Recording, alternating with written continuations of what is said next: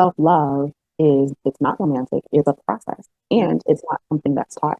We say things, especially as children, you've probably heard be yourself, be yourself. Well, how can you be yourself? And one, you don't know who that is. And then two, there are aspects of yourself that the dominant culture doesn't find valuable. I am a culture shifter, and so Ooh, I'm a soul coach for biz and life for female identified leaders. I love it.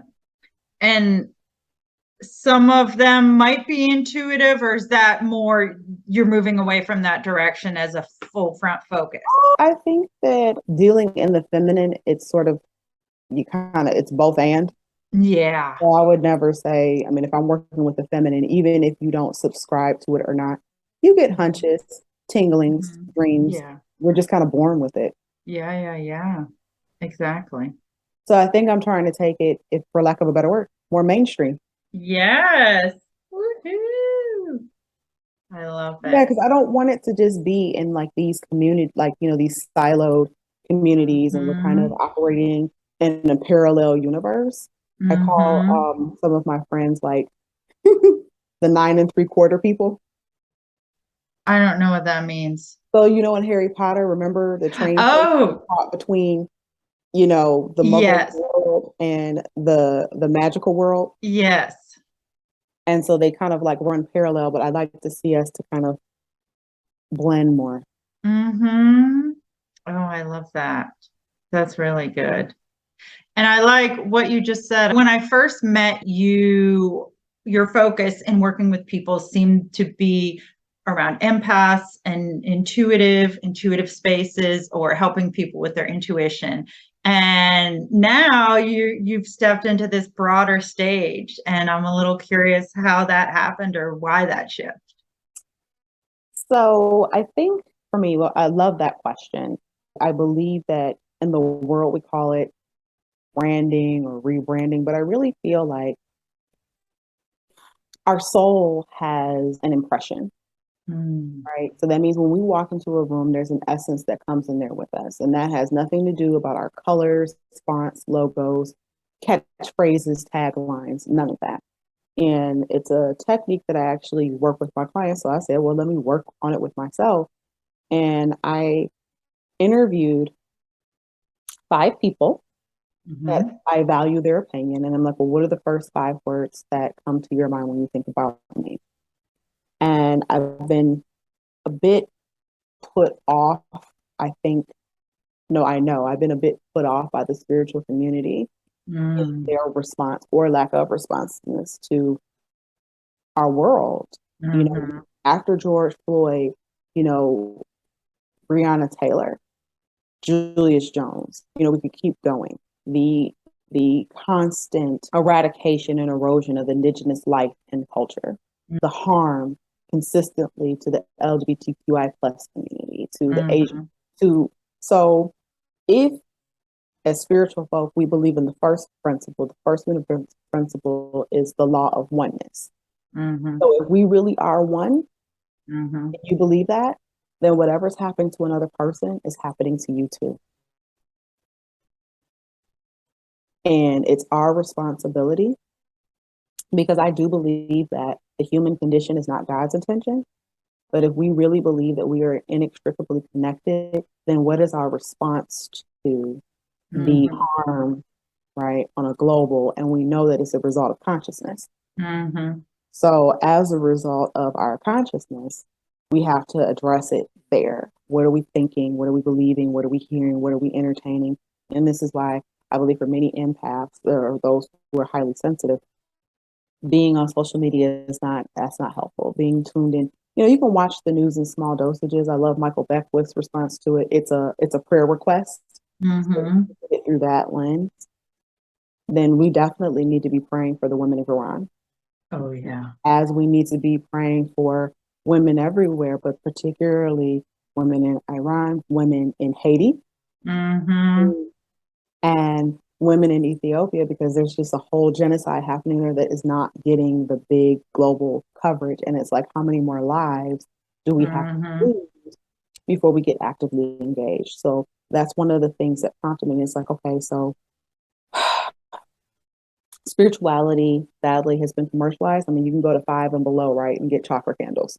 Oh And my so gosh. that, I don't know that that's necessarily bad. You know, I don't want to put the good or bad label on it, Right.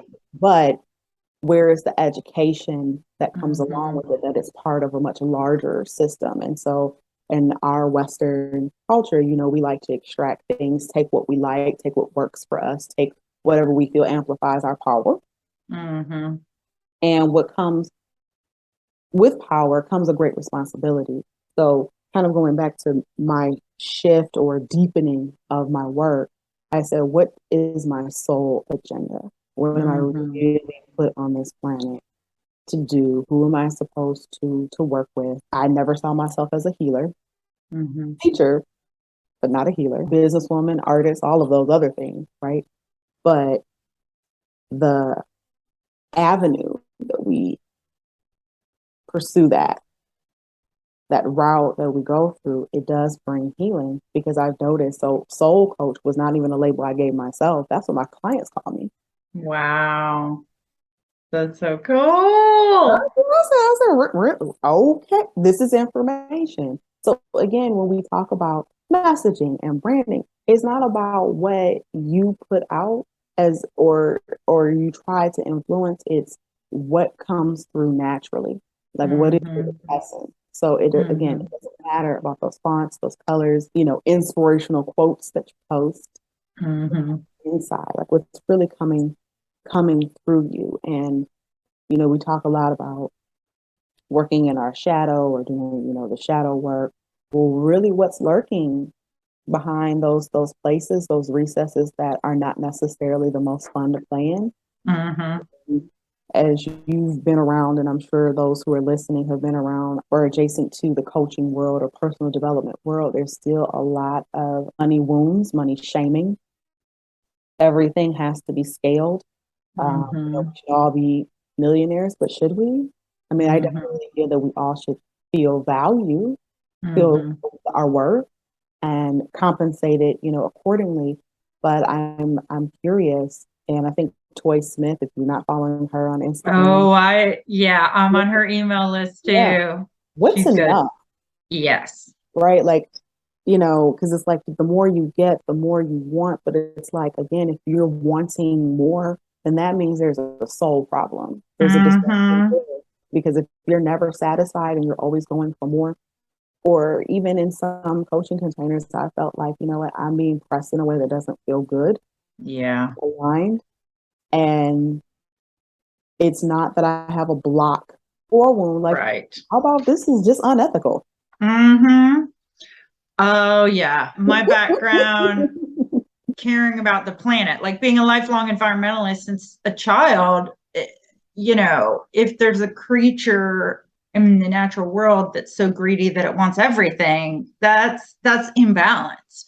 Mhm. And in different philosophical and religious and spiritual traditions, they have this like I think in the indigenous Americans, they talk about right relations, having right relations Right with the other relationship. creatures.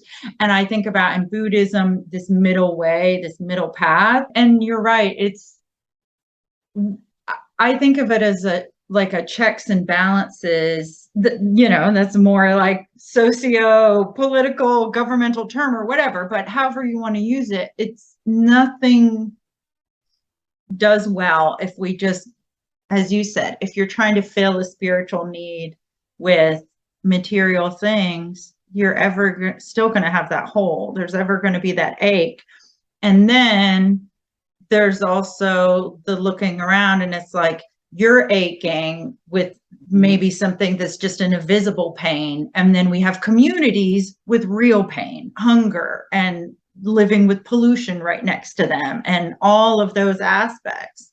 So yes, and I love how a few things. One, that the people that you're around spoke out about what you do for them. And one of the things that I love about you is, and this to me is one thing that the whole time I've known you, you're always a leader because you don't shy away from the truth.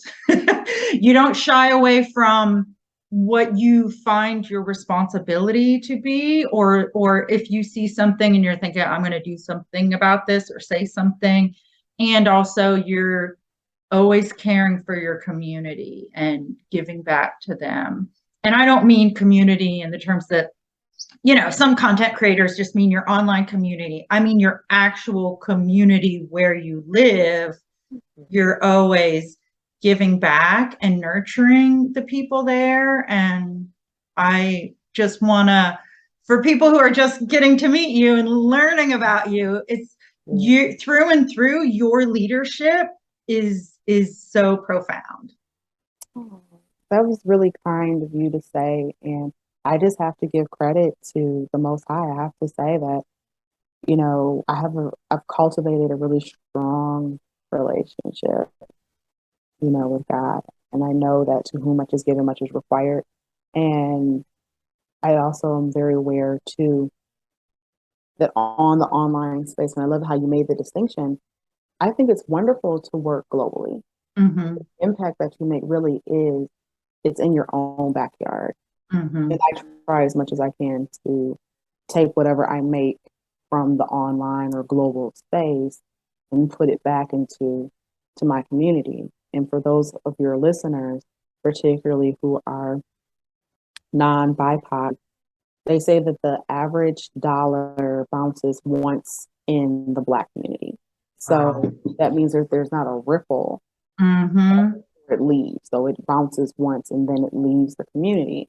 Where in other communities, it bounces several times where it just circulates within that community Mm-hmm. that community. So if we're not responsible and conscious about, who we're buying from, who we're working with, who we're signing up with in containers or, just even, just look at your receipts. And it's not an indictment or a judgment, but just look at your receipts and see of the money that you spent for the month, how much of it has gone to underrepresented communities. And I mean, I know as a BIPOC person, I mean, I'm the global majority, but the global majority still isn't in power. Mm-hmm. Yeah. So, yeah, so I think it's really important to examine the ways that we hold power and privilege. And I know that gets real, that gets people all riled up and feathers get ruffled. I didn't grow up rich and I didn't have this opportunity, I didn't have that opportunity. But at the same time, you don't have a target on your back either. The minute you walk out of the door, there's not an unease about what happens if you get pulled over. Right. Right. Exactly. Or, an unease about, what's available to you in terms of food sources. I love that, you're an earth empath, you're a steward of the earth and understand nature and how we have to preserve it or else we won't be here. And it's like, we need nature. Nature doesn't need us. Yeah. Just look every time there's a hurricane. Mother Nature's not like, is this okay with you? Because I'm going to do something here. Right. Right. And the earth always recovers. It might take us a while to recover, but the earth, it recovers. And I think that we also have to look at what are our ways in which we contribute to the weather patterns. What are we doing? Exactly. Yeah. Yeah. Ooh. So I have a hunch, and you'll probably agree that to shift culture, you also have to have self-love. I'm so excited to tell you about the upcoming book, Talk to the Trees, written by myself, Rachel Strivelli, psychic creative. Talk to the Trees is a short book that's somewhat practical, somewhat metaphysical, very spiritual, about connecting to the wisdom of the trees, actually literally talking to them, metaphorically talking to them, learning from the wisdom of these elder beings related to what can we gain from them in terms of resilience, how to get through hard times, how to approach the times that we're in. What do trees know about love and family and connection and dealing with hardships of life? There's so many great things in this very short book. You can buy it at the places linked below. I would love it if you check it out, share it with a friend, buy it for a friend, and spread the word.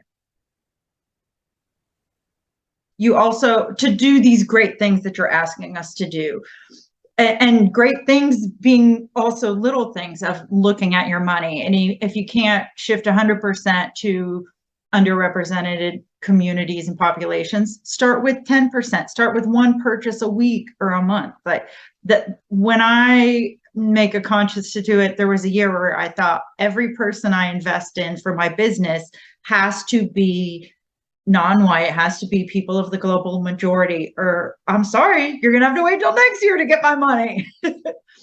And so making these shifts and changes, as you said, it can bring up a lot of discomfort. It can bring up a lot of, oh, well, life was, I kind of need the status quo because everything else is a little bit already unsettled. So do you think self-love can be something that we use to support as we're going through this process? Or tell us a little bit about what it's like for you. How do you move through moments where you know you're having to do something that maybe causes you discomfort or might cause other people discomfort, and how do you care for yourself to make that big commitment or change? Wow, thank you. That's a lot to sit with. I like that. I like it though because it's provocative. It's evocative. It's making you think. And I hope that your listeners are trying that question on for themselves too. So self-love to do big work. So I think for starters, let's not romanticize self-love because I think that again, our society is in a rush through everything. And because we're so far removed from nature in many cases, unless you're in a rural area, you probably don't see the processes that things go through, processes of the seasonal changes, the processes that animals go through. As the seasons change, the way the wind blows, water, there is a process for things. We take a pill to fast track something. We want to know what we like hacks so that we can move through something quicker. And self-love it's not romantic. It's a process. And it's not something that's taught. We say things, especially as children, you've probably heard it, be yourself, be yourself. Well, how can you be yourself when one, you don't know who that is, and then two, there are aspects of yourself that the dominant culture doesn't find valuable or beautiful or worthy. So it's a process of understanding what your values are and then creating boundaries to protect those values. And even sometimes with yourself, because we know that only one of us are here if we want to go through, the metaphysics of it. Only one of us. So how can I love myself and do big work and love others just as they are, where they are, without judgment, but also loving correction if necessary? Because I think it was James Baldwin that says, I tell you the things that you do not know because I love you. So bringing it back to the self, I think that it's rooting in your divinity. And I know there are going to be many paths for people who listen to your show, but when you root in your path and in your consciousness and know the truth, that first and foremost, you're a child of God. That alone makes you a prime candidate for love because that's what you come out of. And all of us have an assignment. And with that assignment, it's not yours alone to work. And I think, again, rugged individualism, white supremacist delusion all kind of play into that you have to be the fastest, strongest, smartest, whatever the superlative is of whatever. But the race is only really with yourself. And it's not even a race, it's a process. So the most loving thing that you can do for yourself is give yourself permission to be exactly who you are and all your mess and all your stuff right where you are, because God loves you in your mess, just as you are. So just carving out even if it's just 5 minutes a day, to say you're proud of yourself, love yourself. And even if you can't dig that deep and it's too deep for you, then you can just remind yourself, I come from love, God is love, and I am love. Mm,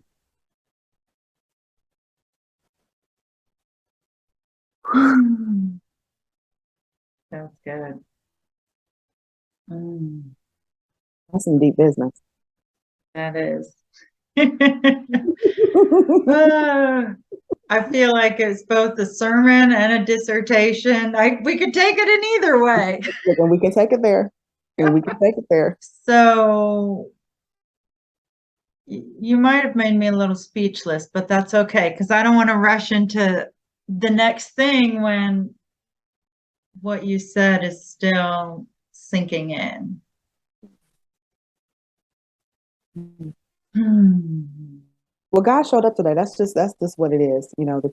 Yes, it's the two of us, but really it's only one of us, and then the whole spirit. So, as always, like I said when we started this, I said spirit will have her way in this whole situation, and so we just gonna let it be what it's gonna be. Mm-hmm. Hmm. Exactly. Hmm. Well, what is the next thing that you feel called to share now then? The rebirth. I think that part of where we are, we have to understand that there's this rush to Mm-hmm. get back to a pre-pandemic state of doing things Mm-hmm. and being things. And that world is gone. And Mm-hmm. I think that instead of chasing phantoms and ghosts and fairy tales of like this old world that was harmful to many, we're met with the reality that people are not going back into their closets. They're not going back to being polite or agreeable. And I don't even know if that was true then. I think now things are a lot more blatant, and I mean the world has gotten so much smaller, Mm-hmm. and things that were happening. I believe that George Floyd still was this lightning rod moment, but see now we're even more keyed into Mm-hmm. what's happening to communities. You know, what happened in Buffalo, Mm-hmm. what happened in Chicago. Mm-hmm. So we're seeing this violence, and America didn't just become violent, it's been violent. Right. So what are we going to do? And I don't mean to doom and gloom this, but what I am inviting us to do is to, wherever you are in your work, whether you're an entrepreneur or, you work in a traditional setting, what is your company's corporate social responsibility? What does it really look like? For those of us who are women or female identified folk, if we're going to talk about feminism, then we have to make it intersectional.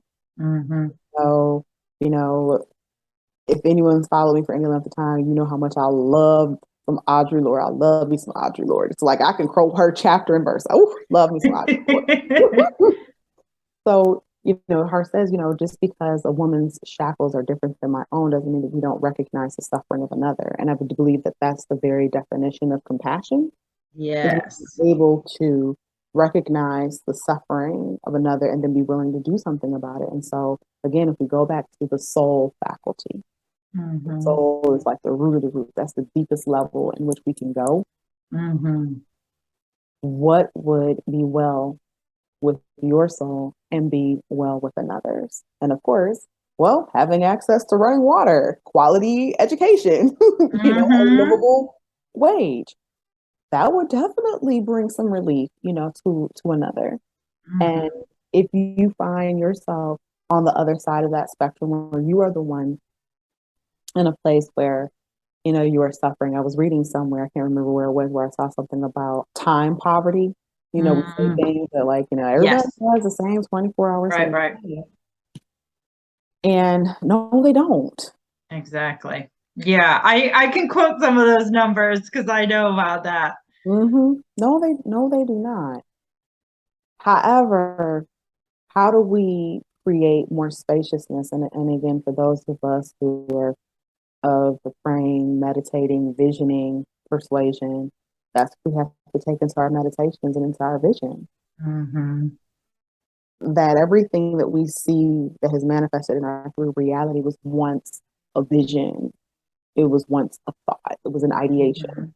Mm-hmm. So then how do we hold the ideal of a world that works for all? And it's like we have to hold it. We have to see it as if it's already manifested Mm-hmm. or manifested, you know. But we have to see it as if it already is. And you know, I know that there's a scripture that says you have to speak things as if though they were, right? Mm-hmm. And we have to prophesy over what we want to see in the world. So as women, particularly those, you know, and even if not, you know, we have a womb of consciousness, Mm-hmm. right? Because the womb is the incubator. Mm-hmm. So what are we incubating?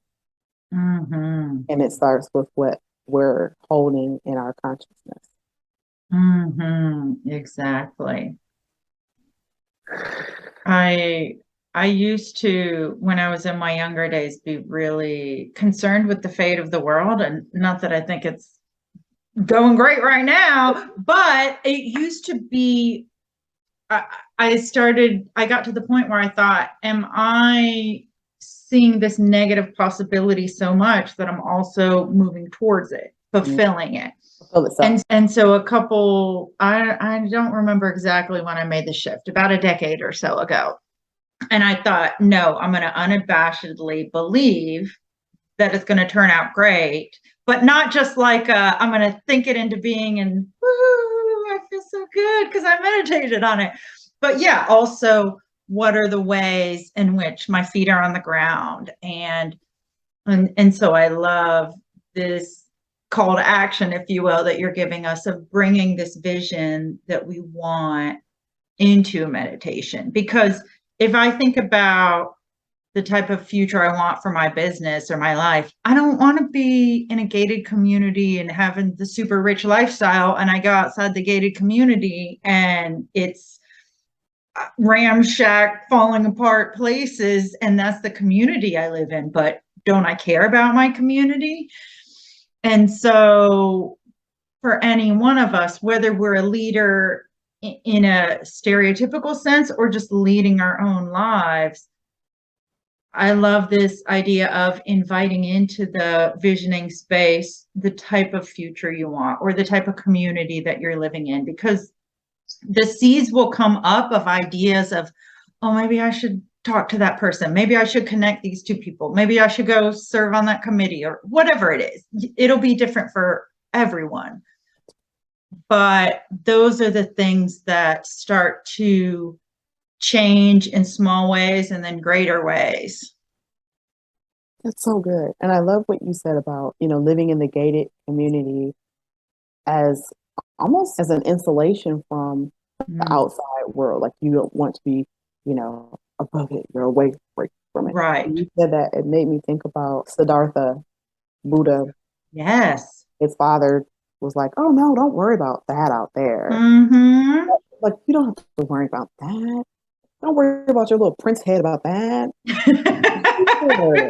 Do it here. You know, you can ignore that." And then again, when we go back to the top of this conversation, we're talking about the soul. His soul said, no, the cries of those who are suffering are not yours to ignore when you have a particular posturing or place in society where you can help. You're in a place where you can help alleviate that suffering. Mm-hmm. And so I think sometimes as we make that climb, right, you know, that ascent towards whatever success means for us, sometimes we can forget, right? Forget where we come from, and maybe forget that there are others behind us. In the African tradition, there's a bird, the Sankofa bird, that looks backward, and it looks back to bring forward. So if you're going to look backward, right, it's not to look down on. It's like, okay, so who can I bring with me? Mm-hmm. Which, you know, as you know, I run a girls leadership program because that's super important to me. I have to pour into them their my grandmother poured into me, what my mother poured into me, my great great aunt, and women's whose names I do not know because my ancestors live in my body. There's a wisdom there. And so, how can I bring, young women, young girls, with me, elevate, and even deeper than mentoring, sponsoring? Here's call this person at this place because, the older person, you made some relationships. Okay, call my friend here. I know someone that can help you because what does it cost us to be kind? Mm-hmm. Doesn't cost us anything. Mm-hmm. And I feel that it's our responsibility to, in some shape, form, or fashion, wherever we find ourselves, just being available. And if we start even our days that way, Spirit, what's mine to do today? What is my assignment? Who am I to give? Which ways can I give? And I think if we start from that place versus like, well, what can I get? Mm-hmm. Your soul's always going to be satisfied. And so, like I said, what I'm saying, like, it's not that there's anything wrong with being, a millionaire, but at what cost? And is there a vibration that we're really trying to get to? Mm-hmm. And you can get to that vibration because love is the highest. I mean, it's what is it, 527? So you can get some binaural beats and get to love. That's how I like to meditate. Love. There's tons of YouTube videos, 527 or above, love or above, 527 or above. You and get yourself in right relationship. Mm-hmm. Mm-hmm. Mm. Hmm. Mm-hmm. I want to draw out one of the things that I think you're saying. So if people are listening and they're thinking, okay, but like, what's the practical thing? Even though a lot of this is practical, I think having that space and also having a practice. So, because I don't know that someone can be a leader or feel truly rooted into your soul if you don't, I mean, if you don't have a practice of prayer, meditation, whatever it is, like it's not, you have to have that time. I don't know if I know anybody who can do that without taking the time. No. And then also, even if you're someone who feels time poor in other ways to get to that we alluded to before, I know that when our schedules are so full of stuff and things to do and expectations, there's not time to pause and make a connection. Like you said, oh, let me put these two people in touch. And so giving a little bit of extra space so that you can say yes to opportunities that might just take a few moments, but could really transform someone else's life. Yeah. So I think that, again, like you said, the prayer meditation, open your day up with that. I find that devotionals help with that because sometimes, particularly if you're prone to anxiety and depression, you wake up heavy. Mm-hmm. So if you wake up heavy, it's hard to get into the receptive mode. Mm-hmm. Already heavy, so you need something to ground you. So devotionals are great for that. Some that I Mm-hmm. recommend. I'm a huge fan of Ernest Holmes. Ernest Holmes has a 365. Ernest Holmes is probably heralded as one of the great fathers of the metaphysical transcendental movement. He wrote a book, Science of Mind. So it's a book called 365 Science of Mind. So you can just open it up. The passages are super short to get you, right there. Yeah. Yeah, that's a great one. Jesus is calling. That's if you're, if that's your practice. And even if it's not, I still think Jesus is one of the biggest, really most understood. Jesus was a revolutionary. Mm-hmm. Jesus was a feminist. Jesus was an Mm-hmm. all-out anarchist. Came in there, disrupted the entire social political system. Jesus was Black, but that's a whole other. Yeah. Go all the way there, but I am going to note. So I think that, even if one does not see themselves as Christian, look at the identity and the Mm-hmm. divinity of what Mm-hmm. this person came on a divine assignment to do, to disrupt and, Mm-hmm. and course correct, right? Mm-hmm. So that's another good one. And then Iyanla Vanzant, if anyone's, a fan of Iyanla, I she's don't know who that is. yeah. So Iyanla Vanzant has a show called Fix My Life that was on the OWN network. I think it's been since canceled, but she has a community, or the name of her business called Inner Visions, Oh. and she has journals, devotionals, Mm. passages that you can read, again to help you ground into your day. I believe she Mm. even has a podcast. And even, if you are not I can't read like the book type. I'm a book person. I'm a nerd, so I love Yeah. books. Yeah, we love books. I'm thinking I've read one of her books, but I didn't know how to say her name Oh yes, because she's been she's on written it two, three or four, or maybe more. I think oh I've read gosh, two or more. three. Okay, okay. The Valley, or In the Meantime, One Day My Soul Cried Out, Just for Today. And I like that one. Just for Today is like really centering because literally it Ooh, starts out just for today. It gives you like a principle ooh, that's to, good. to focus on. And for I love my ADHD people out there. Shout out if you have adult ADHD. I think I do, but I Yeah, know my husband does. So it's funny. Some of the things you're saying, they're not. I have a different type of morning practice, but I think he wakes up more like how you say, where it would help him to have a a devotional or grounding. something to ground him in that because he would not call himself a morning person. Yeah. Yeah, it's all It's over the place. different morning emotions. Right. And then creating a guide box for yourself. And so you Mhm. can take out, write out 30 words, and then just read each word, just pull out a word, a loving word, kind word, and just read it Mhm. and just focus on that. Look up the definition of it and just, again, just throughout the day. Because Mhm. there's going to be so many distractions. And for, folks that I'm sure are watching this, spending too much time on social media is not good for us. Mhm. Technology period, it's not good for us. We have to, be more in nature as much as we can. Mhm. So if you can go outside and really take in a deep, profound sense of breath, of life, the ruha, that's the spirit, Mhm. that's the breath, right? That makes everything animated. So those are just some practical things that I think just to start, just some nuggets. And then for some of us that have been on the path for a while, just some reminders. Mhm. Because I'm telling you, this Yes. world will take you on a roller coaster if you let it. Oh, yes. Well, and I have a good friend. She was an earlier interview on the series, and her and I talk about how even if you've been doing something for quite a long time, returning to the basics of that practice every so often, you will reach new levels of connection to it or deepen it because there's a Okay. reason musicians do their scales or do their warm-ups or whatever, and they still go to that because the foundational things are always the foundational things. Always, always, always. And then again, that goes back to the essential part, our souls. When you Mm-hmm. go back to the root of who you are, the Mm-hmm. truth of who you are, that's the blessing that not only you get, because yes, first you and the self-love piece, but then it emanates, Mm-hmm. outward. If you can just take those morsels of time, pockets of time back for yourself.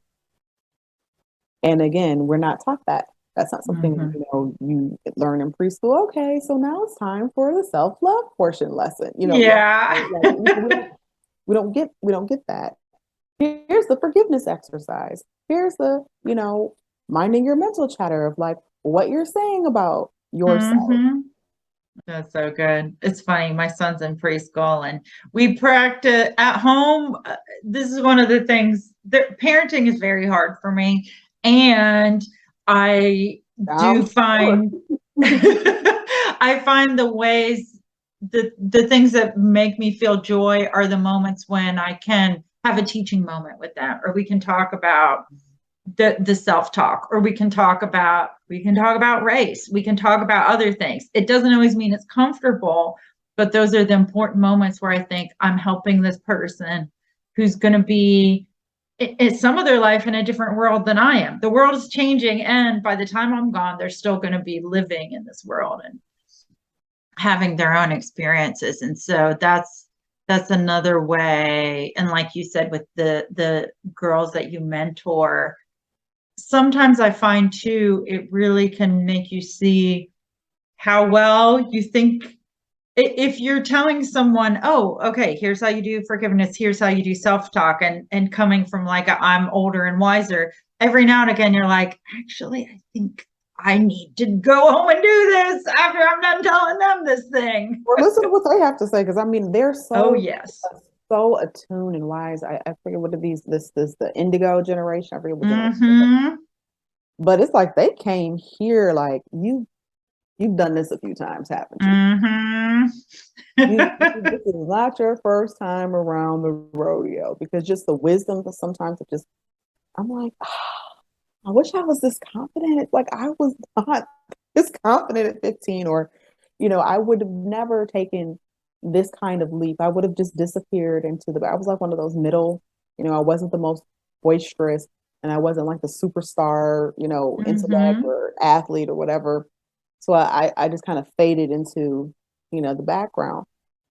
But the girls that I work with, and not just because I work with them, like they are just really, really just with it. They are just so with it. It's like just Mm-hmm. keep going. My prayer is that I don't even want any of this like world to seed into your consciousness. Like just stay like I do my just stay where you are. And just do you just keep doing what you're doing. You're just amazing. Yeah, they are amazing. So, so wonderful. Mm. Mm. Well, one of the questions based on what you were just saying. So I feel that ever since I've known you, I see you as a confident leader who's doing your thing, but but maybe you weren't always Oh, that way. So can you tell me a no. little bit about that? Uh, I'm assuming this is a big part of who your soul is, but how did you get to that reckoning point, if you want to put it that way, or however you would like to put it, of stepping into this way of showing up in the world and doing what you're doing? I'm just defiant. Yeah. I don't think I necessarily, I think it happened along the way. I just wasn't interested in listening to what other people were having to say. I'm like, I don't agree with this. I don't think this is smart, wise, kind, or this is just unintelligent. I'm not Mm-hmm. doing this. And then what happened was I just kept doing my own thing and doing my own thing. And then next thing I knew, in order to do my own thing, I needed support. And then that turned into accidental leadership. Wow. Okay. That's so I just came cool. here wanting to do my own thing, Taurus. So enough said, right? Yeah. Say no more. Well, I'll have all your links and everything below, but I'm curious how, well, if you have a place you want to direct us, and or do you have another invitation of you can't go until you think about this, or you can't leave until you listen to this? Where do you want to send us next? Okay, so this is where I want to send you. I want to send you Yes. back to yourself. So I just Mm. want to invite us, if we can just all get still wherever you are Mm. for a second, and just put one hand on your heart. Actually, put both of them on your heart. And I just want us to come back here. This is our compass. Breathe with me.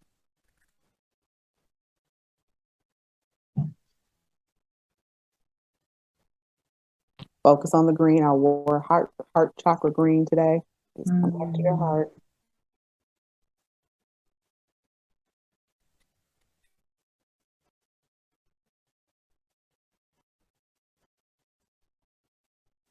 Come back again to the heart.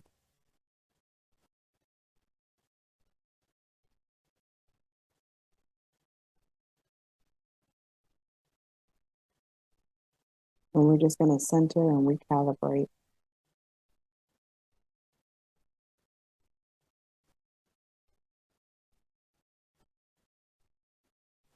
Mother, Father, everything, God, I am just so grateful to be in this time and space with your daughter, Rachel. She is a luminary, lighting pathways and igniting the souls and spirits of all of your children who are under the sound of our voices and those beyond. We just pray that this message, that this broadcast goes into the hearts and minds of millions. that we utilize this platform responsibly with consciousness, care, and compassion, and that this message of self-love, that this message of truth goes out far and wide, because we don't know what people are going through, but we know that they're going through it with you. There is no spot that God is not. And with the deepest heartfelt gratitude, I say this, and I close this prayer under the name and nature of the indwelling Christ. Amen. Our woman, Ashe, and so it is.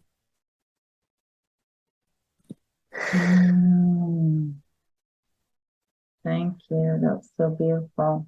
It made me think of a memory that I wanted to add. So when I was younger, if I was going through a hard time and would talk to my mom about it, she's a really wise spiritual person. And she would tell me, if you are feeling really lonely or feeling like your life is at rock bottom, she would say, go out and help someone else.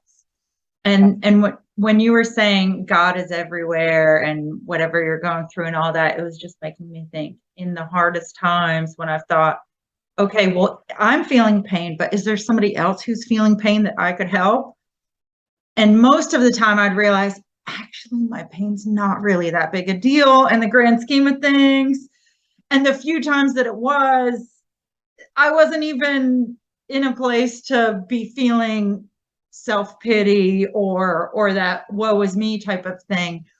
So yeah, for anyone going through something, that's another thing to consider, of going out and helping someone else, and then you'll start to find that God is everywhere. God is within you. God is within them, and this spark and this love rippling out. And isn't that a comfort to know? Mm-hmm. That's comforting to know. Mm-hmm. You know, in the midst of so much uncertainty. So, you want to continue to hear anything I have to say, you can follow me on socials. Well, you can follow me on Instagram and LinkedIn. BerHendaWilliams.com is my home. You can find me there. I do have a hyphen in my name. And if you are feeling really generous, go to the powerofgirlhood.org and consider reaching out to us to make a donation or to volunteer with us if you're in the local Metro Detroit area. And I just invite you to be good to yourself. Go back to your soul. Ask yourself, more intently, not just what is my purpose, but what are you intentioning and what are you believing about yourself and what's possible? Mm-hmm. Mm-hmm. Those are good questions to leave us with. Thank you so much for taking the time to give us all of this goodness. And I feel honored to have spent this time and space with you. Same with you, friend. I miss you, and just keep doing this incredible work that you're doing. This is beautiful work. Hey, I am here to tell you about my free manifesting short course that you can download below. It's 5 days of doodling and manifesting, getting you to look at manifesting in a fresh new way and getting that creative muscle working so you can start making new connections and seeing new things that you have never seen before. Go ahead and download that free course below.